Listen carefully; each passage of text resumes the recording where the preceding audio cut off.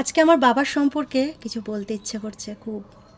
মাঝে মাঝে ইচ্ছে করে বাবা মা সম্পর্কে অনেক কথা বলতে, অনেক দুঃখের কথা, সুখের কথা সবার সাথে শেয়ার করতে ভালো লাগে। আর আমি ভীষণ গল্প করতে ভালোবাসি, যার জন্য মুখ বন্ধ করে থাকতে একদম ভালোবাসি না, যার জন্য সবার কাছে সব কথা খুব সহজেই বলে ফেলি। মানে একটু ভালোবাসা পেলেই কেমন যেন হরহর করে বলে ফেলি।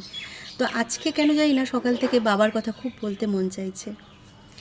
তো আমার বাবা যেদিন মারা যায় সেদিন সকাল থেকে আমি ছিলাম, আমার বর ছিল, আমার মা ছিল। তো সেই দিন বাবা খুব ছটফট করছিল, সকাল থেকেই বাবার শরীরটা খারাপ ছিল। তো বাবা যেহেতু ছটফট করছিল, তখন আমি বাবাকে বললাম যে চা খাবে। আমার বাবা ভীষণ চা ভালোবাসতো, চা আর পান, এই দুটো জিনিস থাকলে তার আর কিচ্ছু লাগতো না। তো বললাম চা খাবে, বলছে না। যতবারই জিজ্ঞাসা করছি ততবারই সে চাও খাবে না, পানও খাবে না, দুটোর কোনোটাই খাবে না। তো বিরক্ত হয়ে গেছি, মাঝে মাঝে বলছি কেন এমন করছো। তো কিন্তু ওই যে সে ছটফট করছিল, কেন জানি না, বলছে শরীরটা ভালো লাগছে না। কিন্তু বুঝতে তো পারিনি না।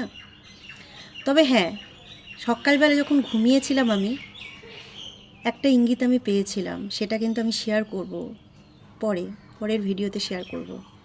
তো বাবা কিন্তু সেই দিন টিকটিকিটাও টিকটিক করলো, চা পান সেদিন আর খাইনি। বাবা সন্ধ্যের সময় মারা গেছিল।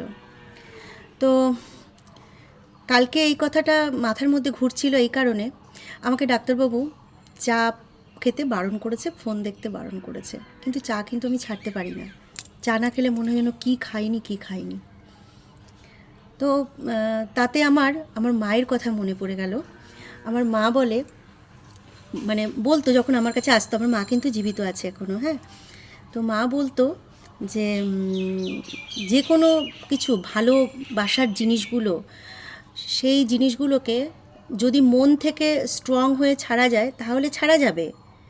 আবার আরেকটা পদ্ধতি আছে, মন থেকে স্ট্রং হলেও একটা ঈশ্বরের সঙ্গ চাই, যেই সঙ্গটা থাকলে সব কিছুকে জয় করা যায়। আর একটা কথা বলতো, সেটা হচ্ছে বলতো যে যতই ভালো কিছু তুই করিস না কেন, তোর সম্পর্কে কেউ খারাপ কথা বলছে বা তোকে কেউ বাজে মন্তব্য করছে বা তোর পেছনে মানে খারাপ করার চেষ্টা করছে, তাদেরকে করতে দে।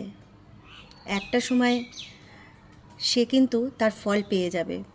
কারণ সে ভাবছে যে আমি যা যা করছি ওই মানুষটা দেখতে পাচ্ছে না, জানতে পারছে না, সুতরাং আমি জয়ী। কিন্তু না, ওই যে ওপরে বসে আছেন একজন ঈশ্বর কিন্তু সবার সব কিছু দেখে। সে প্রত্যেক দিন তার দাড়িপাল্লায় সব কিছু মাপা হয়।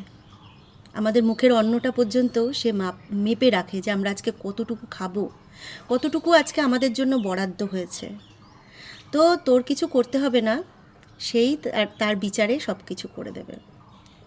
তো আজকে আমার এই কথাগুলোই বলতে ইচ্ছে করলো বন্ধুদের মধ্যে।